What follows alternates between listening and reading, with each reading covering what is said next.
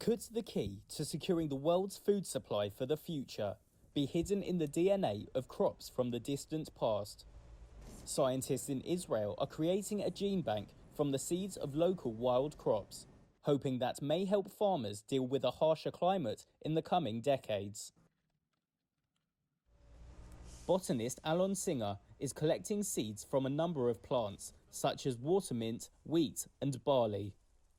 The seeds are then frozen and stored at the Israel Plant Gene Bank at the Volcani Institute.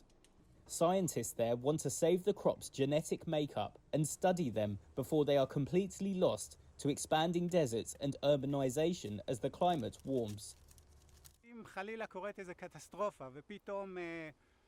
If, God forbid, there's a catastrophe and all of a sudden, for some reason, there's some pest or a process of desertification, icebergs melting, I don't know, any kind of catastrophe that you can think of, you must find an immediate answer to keeping a crop viable and useful to produce the quantity of food that people need. Tens of thousands of types of seeds are stored in the gene bank. Scientists say the gene pool in Israel is unique, coming from an area that was once known as the birthplace of crop cultivation. Wild crops' resilient characteristics can be harnessed to genetically modify farmed crops so they better withstand drought or disease. Roy Ben David is a researcher at the Volcani Institute. So we are trying actually to work and develop resilient germplasm and varieties of wheat that will combat the changes in the environment in order to provide, in the end, stable yields to the farmers and, of course, in the end to the people. The research has already been paying off.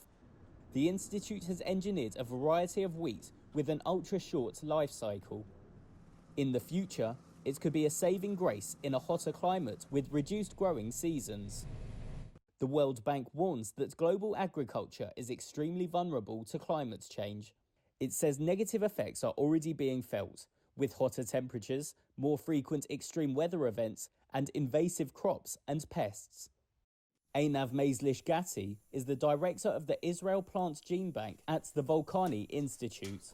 We know somehow what is the challenges for today. We don't know what are going to be the challenges in 10 years, in 15 years, in 100 years. We want to make sure that our next generations will have the tools to cope with all the changes that will come. So we're making sure to have that available.